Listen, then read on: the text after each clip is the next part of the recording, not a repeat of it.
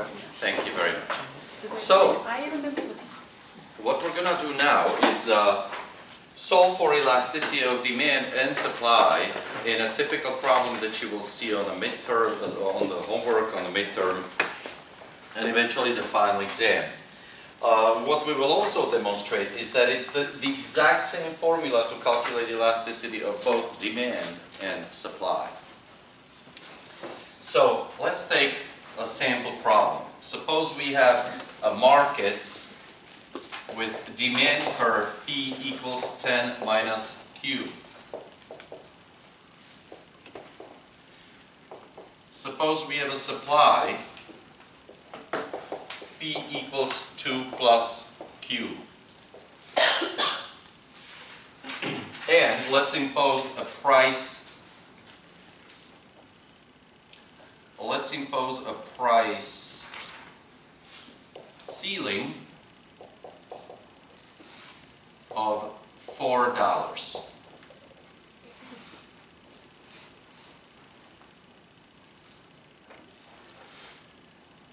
Is the market in equilibrium? Definitely not. It's not in equilibrium. How do you know? Because the two quantities, quantity demanded and quantity supplied, are not equal to each other, right? So let's find first quantity supplied.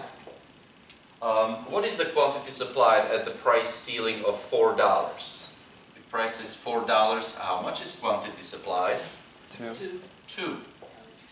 How much is quantity demanded at price 4, at price ceiling 4? 6. 10 minus 6. Very good.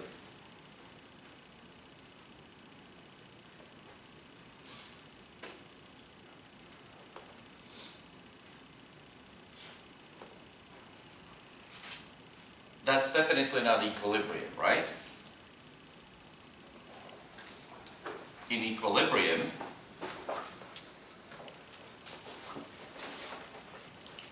the market will produce equilibrium quantity at the equilibrium price. What would be the equilibrium quantity? What would be the equilibrium price?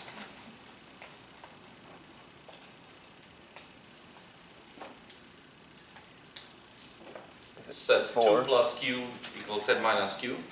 4 for quantity. Quantity 4 and price 6. 6. Very good. Right? So this is your typical problem that you already solved, right? Prices, the price ceilings, price floors.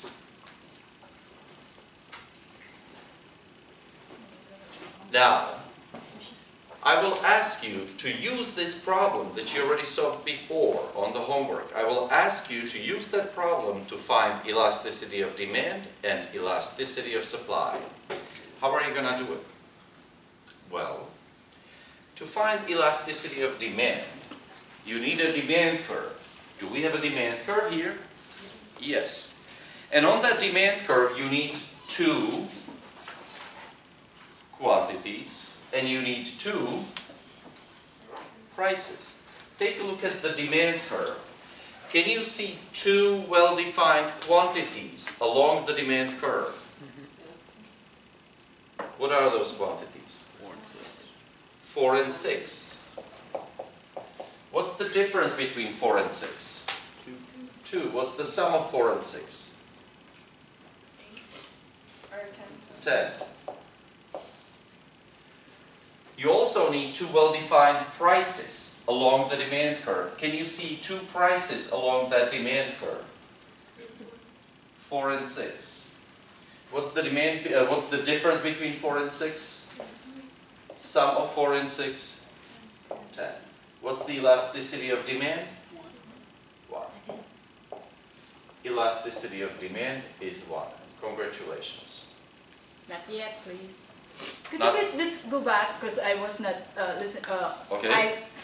I just want you to explain one more time again. Okay. From the, how did you get the 210 and 210? Okay, very good. Please. No, absolutely. We're looking for elasticity of demand, right? Yes, sir. To find elasticity of demand, you need a demand curve. Can you see demand curve? Yep.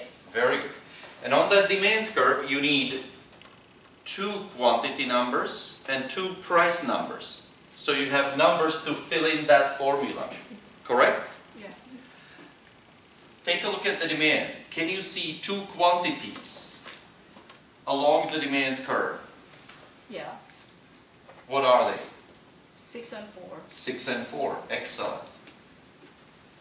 What is the difference between 6 and 4? Got you. What's 2. the 2? What's the sum of 6 and 4? 10. 10. That's where those numbers come from.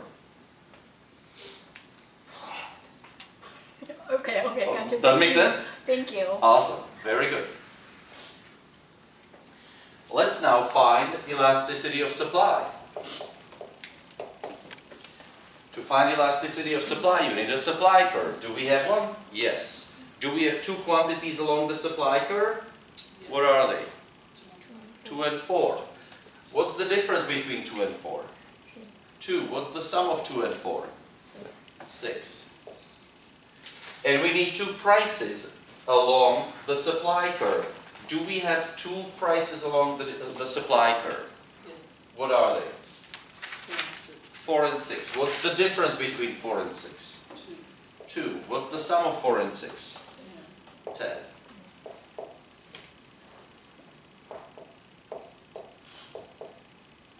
Ten divided by 6 is 5 divided by 3, which is 1.6. 1.66. Thank you. And we have elasticity of supply. That makes sense? That's how you answer the problem. It's basically plugging numbers into a formula. You always use the same formula. You have demand, you have supply, you have the corresponding numbers, plug them in, result pops up. That makes sense?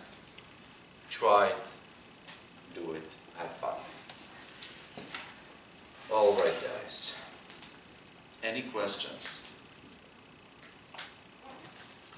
Is it okay if I erase it, or you're still copying? You want to snap a picture? You don't have to, it's going to be on Blackboard. I promise, I'll put it there. Before they meet you, please. Yeah, I'll do my best to do it after we're done today. So, can I erase this? Yep. Good.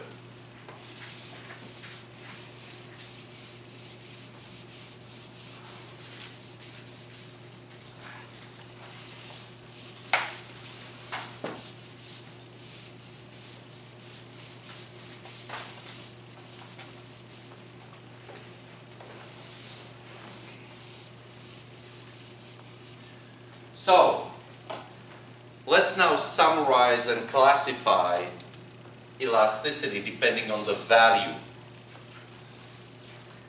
So first of all, if elasticity is equal to 1, we call demand or supply elastic at E equal 1 as unitary elastic. Correct? Very good. How about elasticity greater than 1? Elastic. It's elastic. How high do you think elasticity can be? Can elasticity be 2? Can it be 3? Can it be 1,000? Can it be million? How high can it go? Any number greater. Arbitrarily high.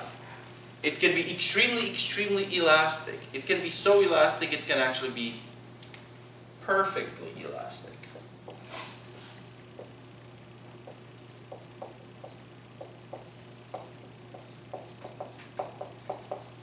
What do you think is the value of perfectly elastic, or what's the value of elasticity of demand or supply when they are perfectly elastic? How high can it get?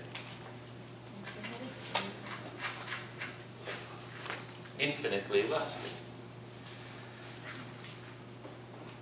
Now, when do we call demand or supply just elastic? when elasticity is definitely greater than 1, right? But it is smaller than infinity, right? It is elastic. What do you think we call demand, or what do you think value of elasticity is for demand or supply that are perfectly inelastic? In other words, how low can elasticity be? Negative infinity. It would be a perfect idea to work with negative infinity if only elasticity was not defined as the absolute value. So, 0, correct. Elasticity equal to 0 means it's perfectly, inelastic.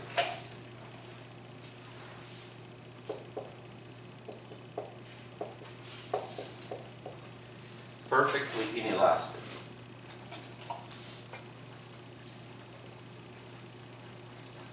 And of course, elasticity between 0 and 1, bless you, means demand or supply is simply inelastic. Okay? Now why is it? Why does this make sense? Remember what elasticity is? Elasticity is the percentage response of consumers or producers to a 1% change in price, right? So if consumers respond to a 1% change in price by a 1% change in quantity demanded, they are responding with unitary elasticity. That makes sense? If consumers respond to a 1% change in price by more than 1% change in quantity demanded, they respond elastically. If they respond by less than 1% change in quantity demanded, they respond inelastically. And if price changes by 1% and consumers respond No change. with no change, consumers simply do not respond at all, then their demand is perfectly inelastic. That makes sense? Good. And of course the same can be said about producers and supply, right? Very good. That's it, guys. Any questions? Very good. So, can I erase? Good.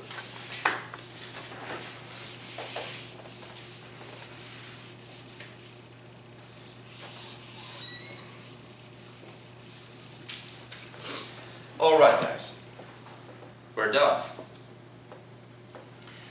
We can start planning a midterm. Tentatively, I would like for you to take a midterm that will deal with all the topics we covered in the first half of this session. I'd like for us to plan for that midterm sometimes next week. Okay?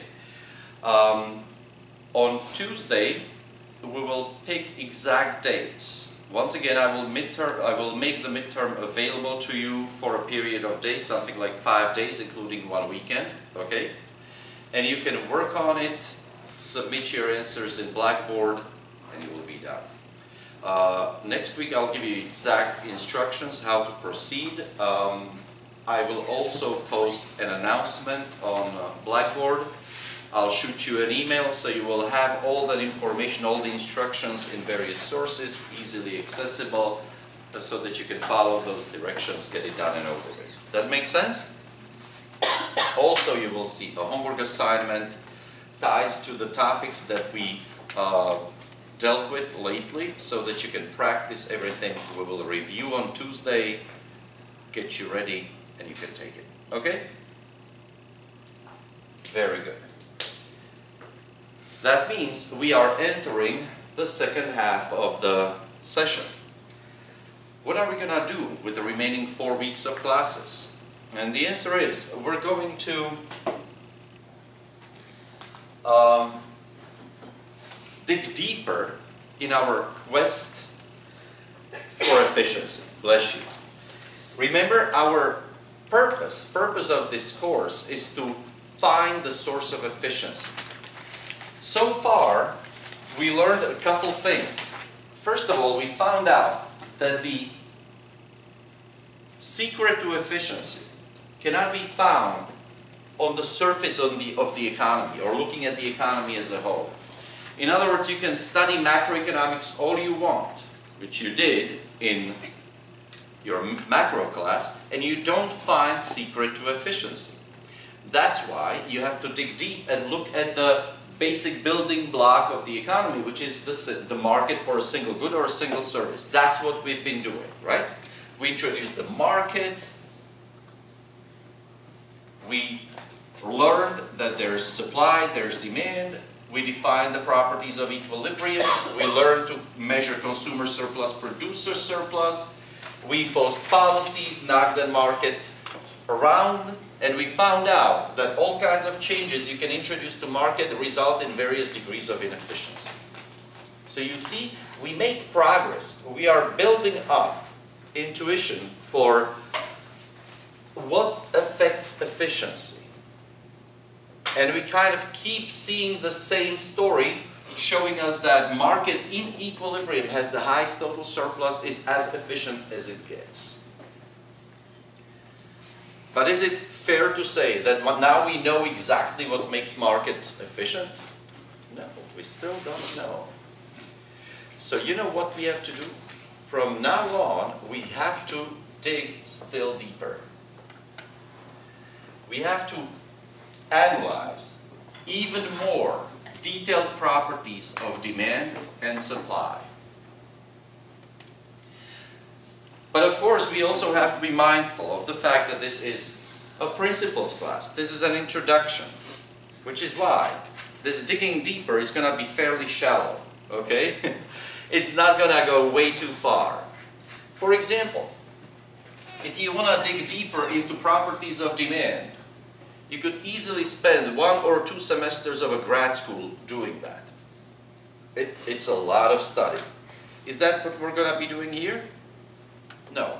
In fact, I'll limit our discussion of properties of demand to about a 15-minute chat. So you can imagine it's going to be rather superficial, it's going to be extremely intuitive, non-technical, and as such, of course, insufficient, but it's definitely going to be enough for this course so that we grasp precisely why demand must be downward sloping. Assuming that takes us 15 minutes, that leaves us 4 weeks for studying the properties of supply. And that's what we're going to do. Basically, for 4 weeks, we're going to be focusing on properties of supply. Why is that? Why this inequity? 15 minutes on demand, 4 weeks on supply.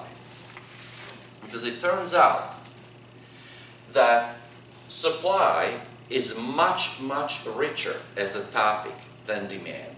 Why would that be? Look, guys, demand, that's consumers, that's us, right? And we are very complex beings. We are very difficult to read. You guys have been listening to me now for weeks, some of you for months who've taken my class previously. Do you really know me? Do you really know who I am? You don't, right? We are complex. But, say it again? But, in a few respects, we are about as simple as it gets. We are so pitifully predictable, it's not even funny, right? Like, for example, when you see a good deal, people are going to jump on it and buy more, right? And when price of something will go up, people will shun it. That makes sense? Can you think of a good where it doesn't work that way? That's who we are. Now, does it mean each and every one of you is that way? For example, do you religiously observe Black Friday every year? You're there in front of the Walmart at 4 in the morning with hot tea or something? Not all of us do it. But what is really predictable is our herd behavior. In other words, have you ever heard of a Black Friday in your lifetime when there would not be any crowd in front of the store? See, it may be different people, different years, but there's always a crowd there. It is predictable. If I tell you, next year on Black Friday, or this year on Black Friday, there's going to be a crowd in front of Walmart. Does it ring true? Is there going to be a crowd in front of Walmart? Oh, absolutely. It is so predictable, it's not even funny. All those people in front of that Walmart may be complex human beings whose individual traits you would never guess, you would never read, you could not predict how they behave in various instances. But you can sure say that on Black Friday there's going to be a bunch of people in stores.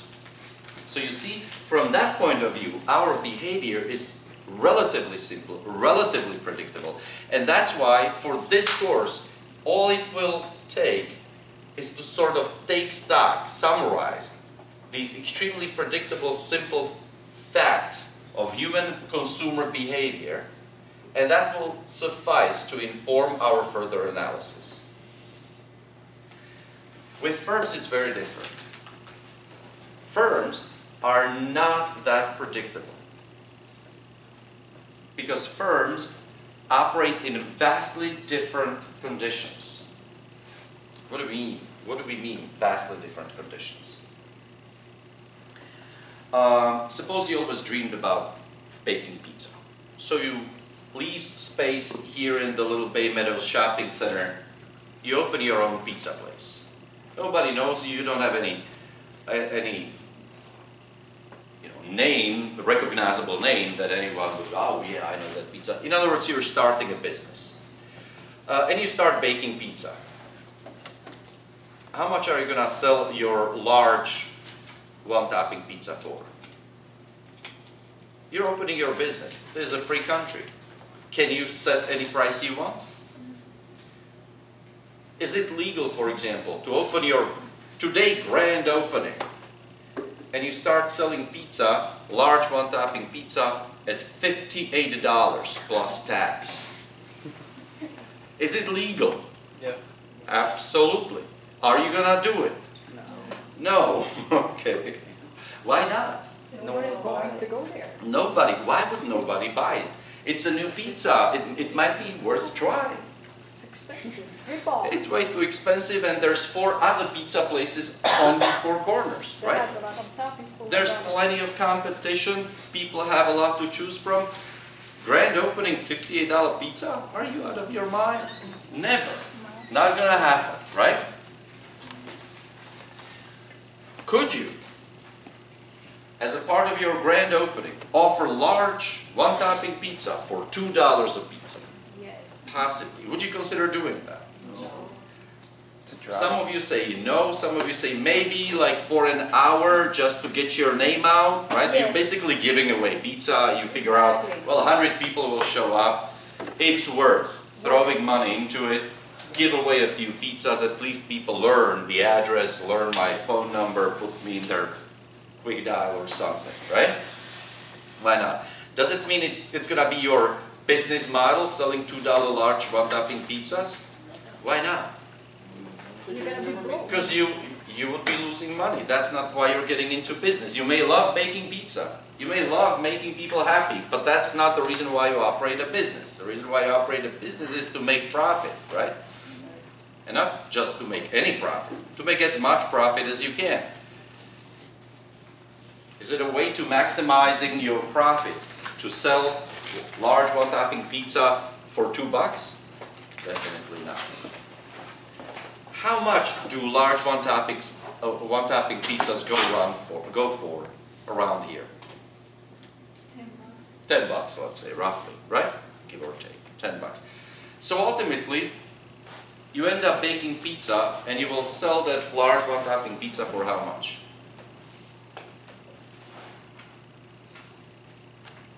I guess $10. Why not? Are you going to charge more? Probably not, because who would buy it? Unless you convince people that better ingredients that you're using make better pizza, right? But if you're just another Joe with Joe's Pizza Place, where you can get the same pizza you can buy anywhere else, then you're gonna be selling it for 10 bucks, because why would anyone buy it for more if they can get basically the same thing somewhere else? That make sense? On the other hand, are you gonna be constantly underselling everybody else with $8 pizza, $7 pizza, $5 pizza? No, because then you would be losing money, right? It would be, why would you give pizza away? If you can make more money on each pizza, why would you not sell it at a higher price? In other words, you ultimately end up selling your one-topping large pizza at the going market price of $10 per piece, per pie, because that's what everybody else does. So yes, this is a free country.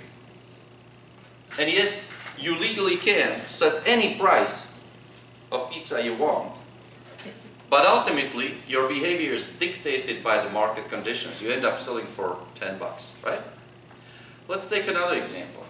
Suppose you always dreamed about becoming a farmer. You saw yourself in the morning hopping on your tractor, going into your fields, tending to your corn. You just love that smell of earth early in the morning and the birds chirping and bees buzzing. Oh, there's nothing like it, right? So one day you become a farmer, you grow corn. In the fall, you harvest your corn, you load up your truck, and you take your corn to wholesale. And you're going to sell your corn off to the wholesale. How much are you going to sell it for?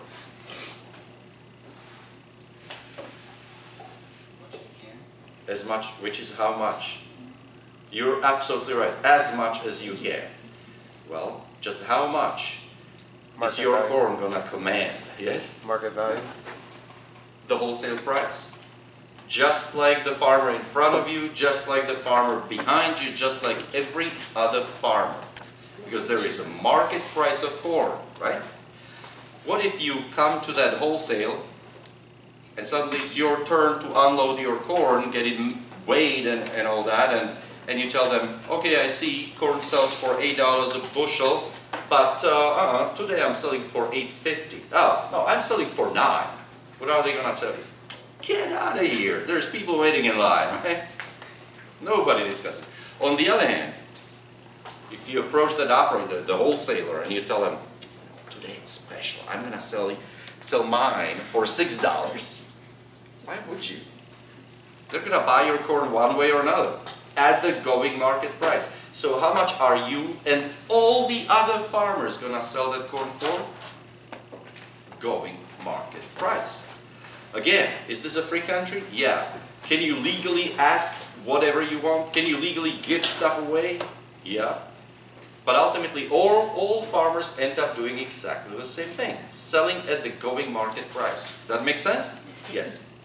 Aren't you going to get a little deviation, though? Because everybody's got different ways of making it or getting their products. In other words, grade, right? Different quality grades, for example. Well, that and, you know, like if you're just a little mom and pop pizza place, Okay. you know, your ingredients are at a smaller scale. Like you're buying at a smaller scale, which is probably more than what, you know, Pizza Hut or Domino's could, because you're buying in such huge quantities.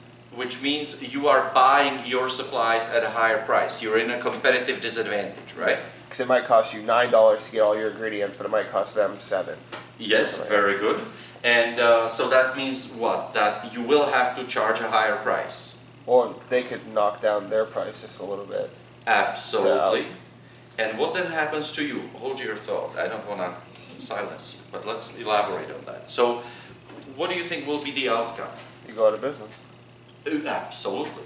In other words, you either sell your pizza at the going market price and you make a living, or you don't make a living. And that's it. That make sense? We'll elaborate. I will encourage you to ask these questions, because eventually we will elaborate on various fine, subtle points of market differences and so on. But the fact is, For now, we're dealing with very simple examples where the market basically rules. The market price determines what you do, how much you sell for it, so on and so forth. Your question? Yeah, that's what I was saying, because isn't even if your cost price is more than the market value, you still have to sell at the market value? Even if your cost is higher, in other words, even if you lose money. Yeah, you still have to sell at the market value, I thought. Well, absolutely. I mean, unless you get away with selling it for more, but how? I mean, suppose you're running your pizza place and you're selling that ordinary pizza that we can get just any place else, and suddenly your rent doubles. Your landlord doubles the rent on you. You crunch the numbers and you realize, well, selling a one-topping $10 large pizza is not going to cover the cost anymore. So what are you going to do? Well, you can crunch numbers and realize, well, I would have to sell that pizza for 15 bucks to make a living here. Can you next day put a big announcement on your store, due to the recent increase in rent, I'm increasing price of my pizza from $10 to $15. Sure, you can post it there. Are you going to make a living? Probably not, because nobody's going to buy it from you. They're going to buy it someplace else. You will go out of business, right? But there was a point, but I'm not sure that's the point you raised, but what if not all corn is the same? Some farmers are producing one type of or one grade of corn, other farmers a different grade of corn. Does it mean that an inferior, bad corn then sells for the same price as the superior, beautiful corn that you guys pay big bucks for in Publix? Definitely not. But then we can think of it as two different goods, right? You have premium corn and you have some lower grade corn. Two different goods. And if you happen to be the farmer who produces the premium corn, just like 1,000 other farmers who produce premium corn, then you all are selling that premium corn to the wholesaler for what? Premium price. The going premium price, exactly, right? Now, same story, of course, can be asked about the pizza. Is really every large one-topping pizza you buy in Jacksonville the same no matter where you buy it? Do different places have different pizzas? Yeah. Most definitely. Do all places in Jacksonville necessarily sell large one-topping pizza for $10? Do some sell it for a higher price? Some sell it for a lower price? I'm sure they do. And those prices reflect quality differences and so on, and taste differences, you name it, right? Let's call it quality. But then again, we can think of it as a market segmentation, as different market segments, as different markets essentially. You have a market for premium pizza, you have a market for economy pizza, right?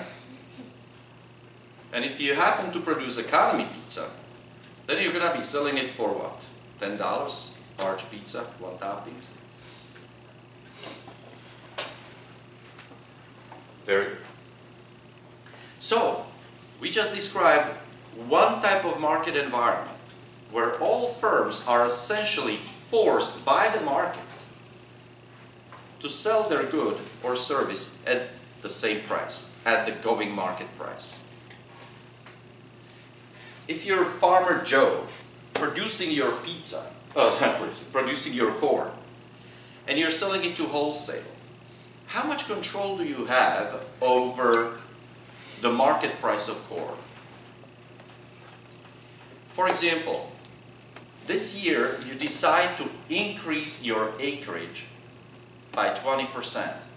You're increasing your acreage from 100 acres to 120 acres. So you will have more corn in the fall. What impact is your own decision having on the market price of corn in America? Will decrease. Really? Well, think about it. I'm saying you yourself, you alone, increase your output by 20%. How many farmers are producing corn in America? Thousands upon thousands of farmers. You're just one, small farm.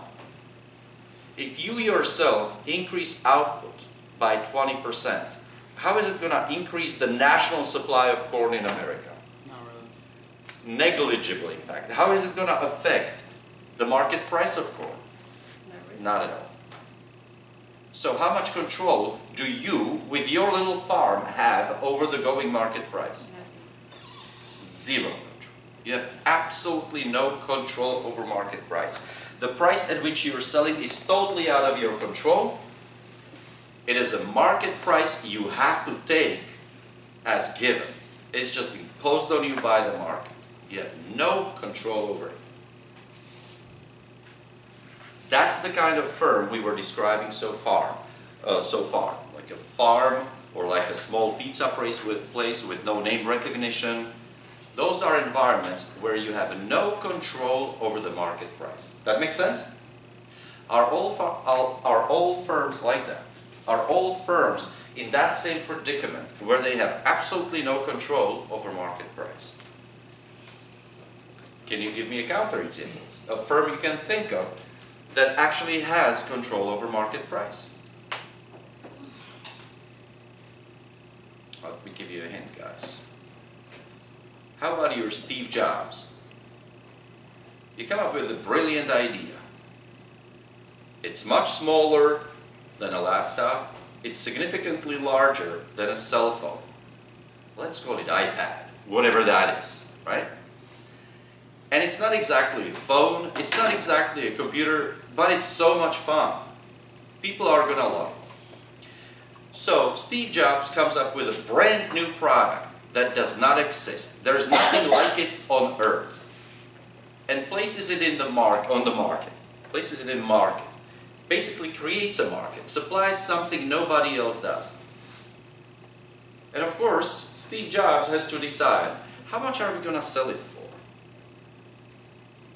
Could he sell it for $300 a piece? Is it legal to set a price like that? He sure could. Could he set a price $1,000 a piece? Absolutely. Would he sell any? Would anyone buy an iPad for $1,000? I'm sure there's people like that. Maybe not you guys, but there's people who would buy it. How about 800? Would anyone buy it for 800? Sure. 700? Even more people, right? But ultimately, Apple decided to sell those iPads for how much? Like 300-400. Right now? No, like 300-400. When they were first introduced 5 years ago, right? 2009, guys. 6 to 900. 6-ish Depending plus, on- let's say, depending on everything, yes. So, Apple decided to sell them at a certain price. Of course, they wanted to maximize their profit, so they didn't want to undersell it. They didn't want to set the price too high. They didn't want to set the price too low. So they set it where they thought they would maximize the profit. What I want to focus your attention on right now is the following question. Did Apple have the ability, the power, to set the price in that market? Absolutely. What gave them that power? They were the only Because there ones. will no. There is no competition. People who really wanted to have that thing either bought it from Apple or they didn't buy it, right? So, does a firm like like Apple Corporation, does a firm like that have control over market power? Control over market price? Yeah. Absolutely. Does Farmer Joe have control over market price of corn? No. Absolutely none. Guys, this ability of a firm, of a single firm, to change the market price or set the market price, this ability is called the market power. Why couldn't Farmer Joe do that? Why can't Farmer Joe set or change the world price of corn? Why can't he just make purple corn or something like that? All right. In other words, if you come up with made purple it. translucent corn He made his own market. that tastes like strawberries, then absolutely. You hit the jackpot, everybody wants to have your corn, nobody else knows how to grow it, and you got yourself exclusive position in the market, right? So why don't you do it? Why are you listening to me? You're not going to learn how to grow purple corn from me. It would take some innovation, research, and so on and so forth, right? But that's the way you could accomplish it. But if all you want to be is just another farmer who grows your typical yellow corn, are you going to have any control over market price? None whatsoever. That ability of a firm to control, change, impact market price is called the market power. Some firms have it, many firms don't. Small farmer Joe has no market power, has no ability to control market price. If you have your little Joe's Pizza place, you probably have pretty much no market power over price of pizza in Jacksonville, right? Isn't it only temporary though? Say loud. Isn't it only temporary until competition? Did everybody hear? Isn't it only temporary? Well, you tell me. Is it or is it not? Well, with the iPads, they pretty much stayed about the same price, I guess. That's true. The fact though is, if you want a tablet, because now we have a word for it, right? If you want a tablet, do you have a choice? Do you have to buy an iPad? No, there's Samsungs, there's whatnot, right? There's all kinds of products. Absolutely. So now there's a competition. Does Apple still have as much market power in the tablet market as they had 5 years ago? No. As much? Well, the price doesn't go down even. It may not. I don't know. I mean, have iPad prices gone down at least a little bit over the last 5 years? I think so, because they're like $4.99 now or something. And like even for instance, like the iPhone, like the iPhone 5 costs, I think like a little over $100 Okay. or something. But the iPhone 4S now they're giving away for free at Verizon. With a 2-year With contract and so on and so forth. In other words, can we really safely say that Apple lost absolutely no market power in the tablet market? Oh, I'm sure they lost some market power because there's more competition, right? Now, I'm sure that those iPads still sell at prices higher than the competition because supposedly they have some advantages that others don't, and they certainly have name recognition and it looks so awesome on you and all that good stuff, right? But the fact is, like your colleague here pointed out, market power can be eroded over time as competition arises, right? Sometimes, right? Sometimes, okay. When does it not? When can firms keep the market power for extended periods of time and go unchallenged by competition? If they have what's it called? If they have like a patent. Patent. Yeah. Oh, right. Patent. Because if you have a patent, then competition is legally prohibited from producing and placing competing product on the market. Proprietary, that's what. Proprietary, there you go. So patents are basically turning your product into a proprietary product that nobody else can sell, distribute, and so on and so forth. So that raises questions, guys. First of all, it raises the question, why do firms try to come up with new products and place them on the market while there is no competition? What's the point of being the first, the only one in the market? You can set the bar. Because you have market power. But what is that market power good for? Suppose you come up with something new and awesome. You place it on the market, everybody wants it, you're the only one they can buy it from. You do have the awesome ultimate market power. So what? What good is it? What is it going to help you accomplish? Yes, you're going to get on the front page of a magazine or something, but that's not why you did what you did. That's not why you have the market power. What are you going to use that market power for? You're going to set the price so that you lose a lot of money? Maximize No, profit. so that you earn maximum profit. Exactly, guys. That market power helps you helps you earn the kind of profit you would otherwise never earn.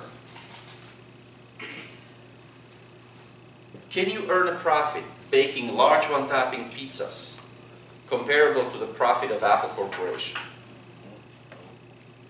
How come? Is it because Americans don't like pizza? No, Americans love pizza. So how come your profit is limited when you're baking pizza? Because there's so much competition and you have absolutely no market power, right? And that market power limits your ability to set the price and maximize the profit. That makes sense? Very good. So guys, what the rest of this session is going to be all about is market power. We're really going to be talking about market power. In other words, properties of supply, conditions in the market that determine market power. And we will discuss various forms or various degrees of market power. We'll discuss what determines them, how come some firms have some market power, others have no market power, still others have all the market power there is. And ultimately we'll ask, how does that market power affect the firm's behavior, the firm's choice of quantity they produce, the price they end up selling for, the profit they earn? All of that is going to be studied here. And I'll keep asking you those nagging questions. Why is it interesting? Why is it important? Why do you think it's important to talk about market power in different markets? What is this entire course all about, guys? It's about efficiency. In other words, we will ultimately, and most importantly, tie varying degrees of market power to efficiency. Efficiency. And guess what we will find out? Which firms do you think produce most efficiently? The firms with a lot of market power, the firms with some market power, or the firms with no market power? No market power.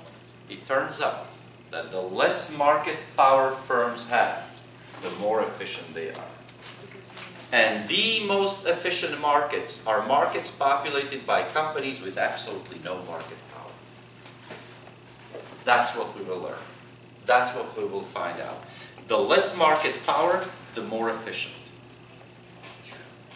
And that, of course, is going to be fertile ground for discussion because it raises issues. I can already see incredulous looks in your faces, and I see that this is going to be pretty controversial, right?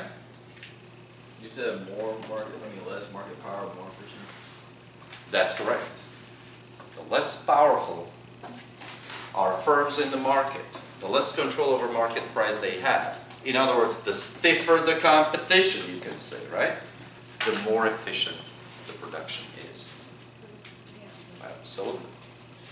But once, and again, you will not take my word for it. I'm going to show it to you. I'm going to prove it to you. You will see for yourself why it works that way. But then once you see how it works, it's an exciting result. I mean, it's so awesome. It's a beautiful insight. So many things start coming together.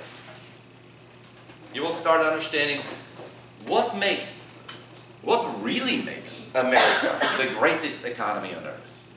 Yes, we are the largest economy on earth. But this really is not just a big economy. This is an awesome economy. This is the most efficient economy. What makes us the most efficient economy on earth? Do we have companies with a lot of market power in this country? Yeah. Sure, we have Apple, right? With all the market power when they introduce the new product like iPad or whatever is the next iGizmo they come up with.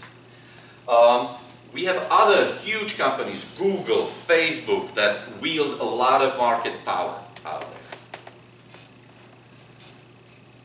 But is that typical? Is America populated by these huge companies and nothing else?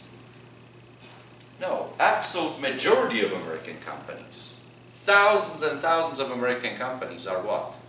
Small. Small family businesses. Joe's Plumbing, right? Little pizza place here and there. Restaurants, little services. Even construction companies, right? Thousands upon thousands of small companies that are fighting for survival in an extremely competitive market environment and have basically no market power, guys. And that's what pushes us to efficiency. Like I said, you will see how that happens. And that ultimately makes American economy the most efficient economy on earth. Because we have the largest, most competitive market.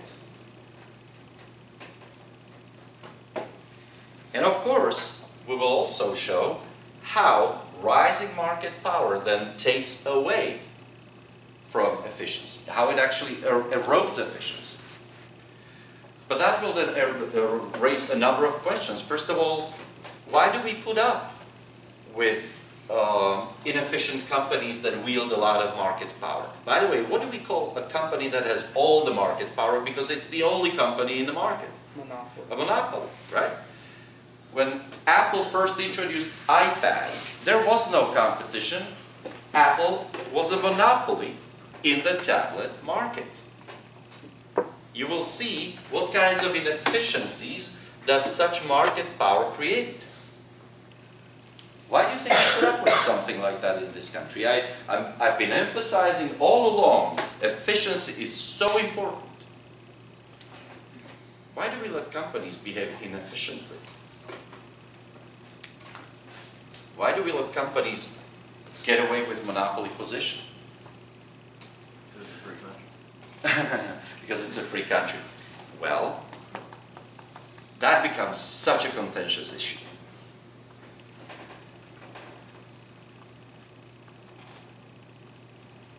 Innovation.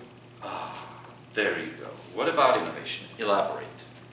Well, they have a lot of market power, then they can get into different areas, maybe get better technology and better products. And in other words, companies, innovative companies such as Apple, have an incentive to introduce new products and move technology forward because that's the way for them to acquire market power. It may be temporary, but for a certain period of time, they have market power, they can set the market price, and they can make billions, right? And the fact is that that's what it takes to motivate those companies to invest heavily in the research development, right? To come up with those new technologies and new products. Absolutely.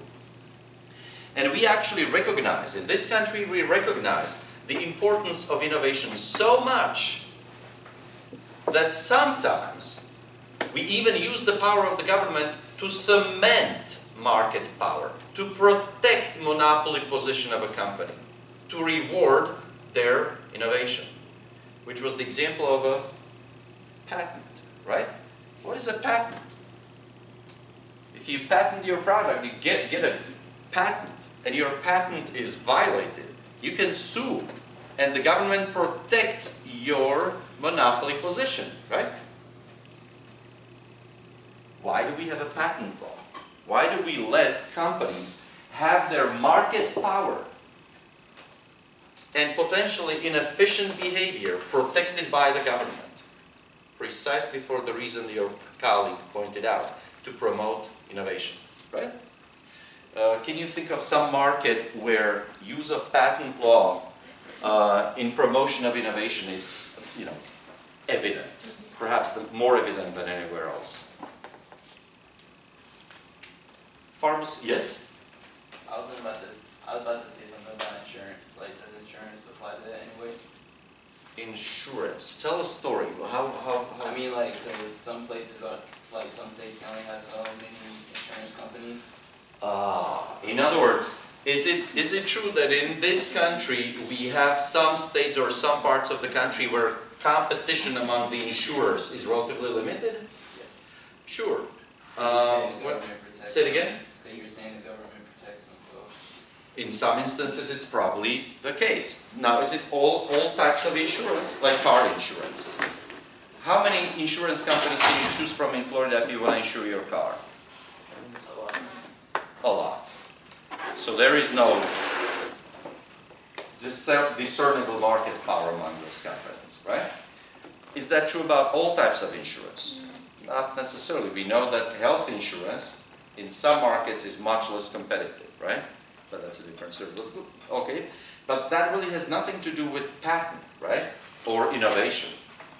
You're right, there may be government policy involved, and it is, but it really is not an innovation story. Can you think? Well, I mean, I was gonna say the government doesn't just protect monopolies, but don't they also protect us from monopolies? Interestingly enough, when, right? Yeah, with huge, like when the cell phone companies were trying to get together, like doesn't it have to get cleared by the government when they want to do those kind of things? Exactly. Did you guys hear what the example your colleague was describing? That sometimes when companies want to merge, so they reduce number of competitors and they gain larger market power, the government prevents those mergers from taking place. So you see, you have examples of markets where the government protects market power, and then there's examples where the government breaks down the market power, right? What's going on? Why would the government sometimes act this way, sometimes that way? Well, the question is identifying the prevailing public interest.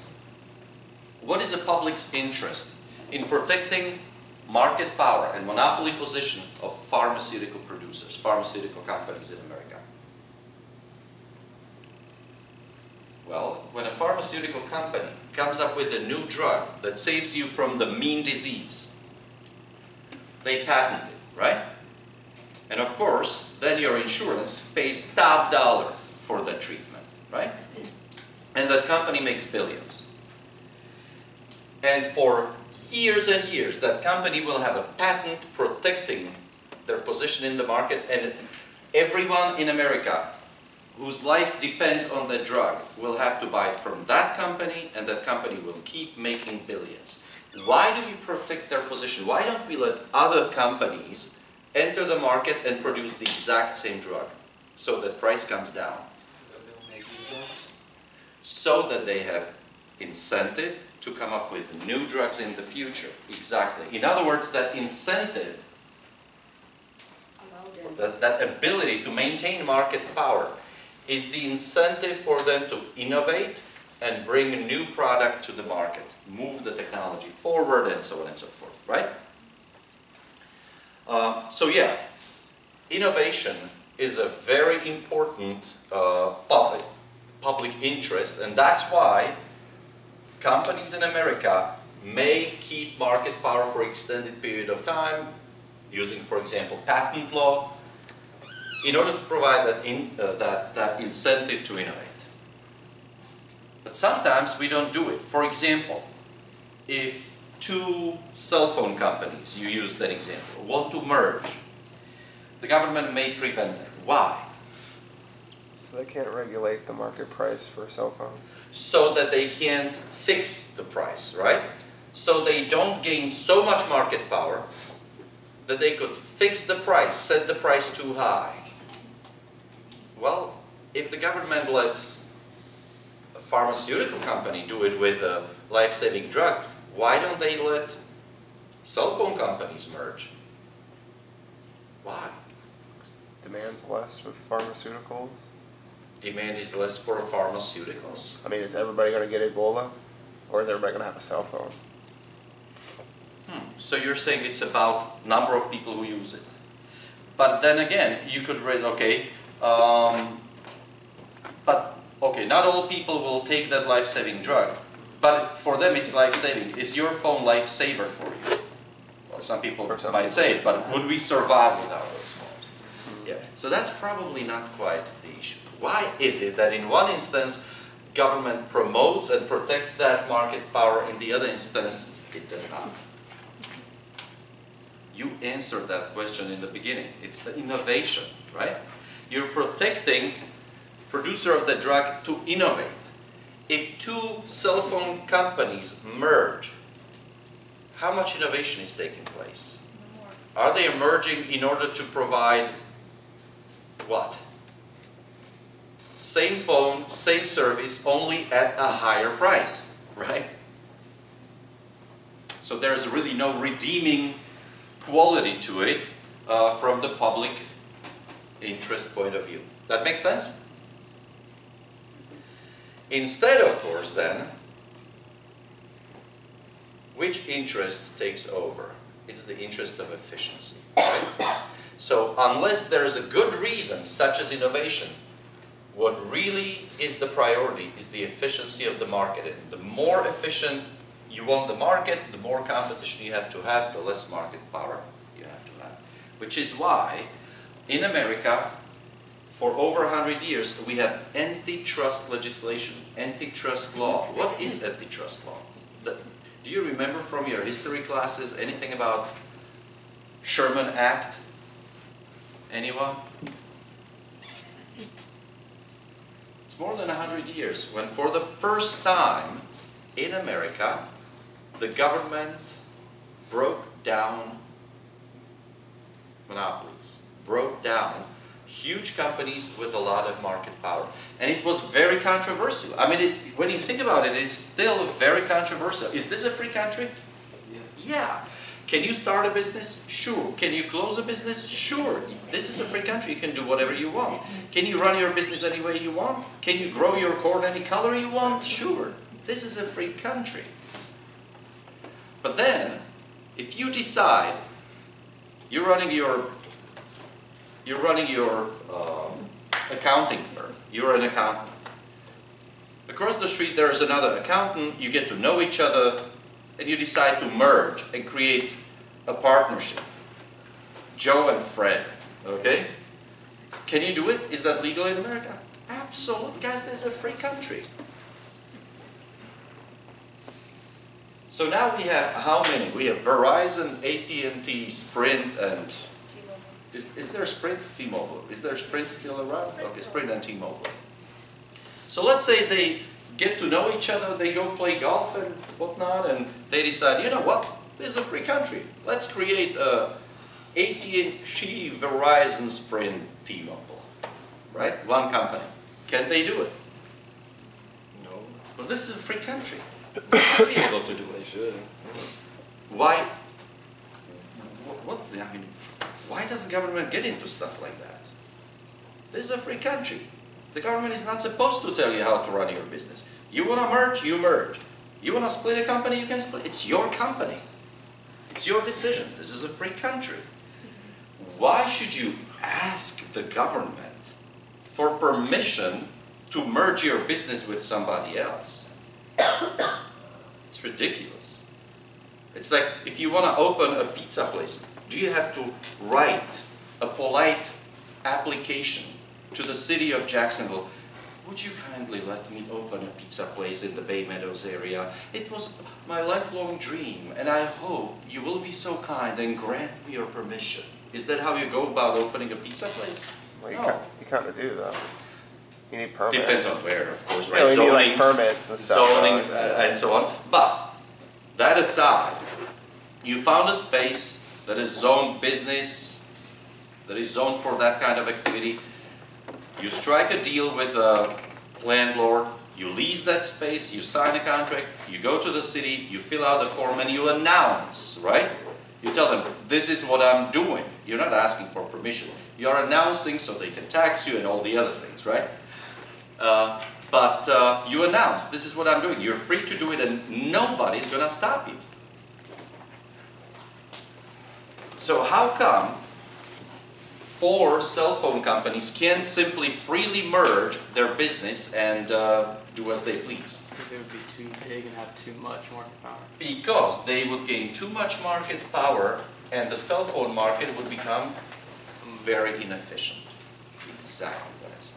In other words, the government actually gets into private affairs of businesses as long as it's necessary to enforce competition and enforce efficiency in the market. That makes sense?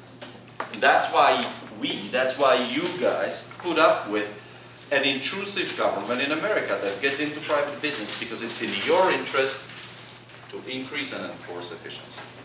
Thank you very much.